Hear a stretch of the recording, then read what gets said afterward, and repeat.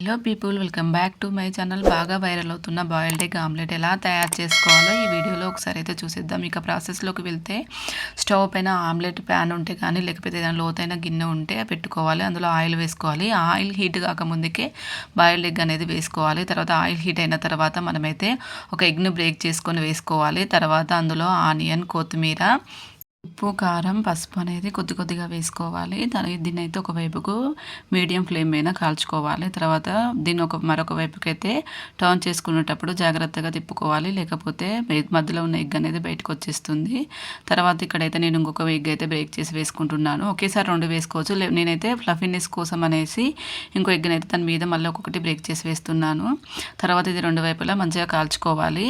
అంతేనండి, boiled egg omelette అనేది తయారైపోయింది.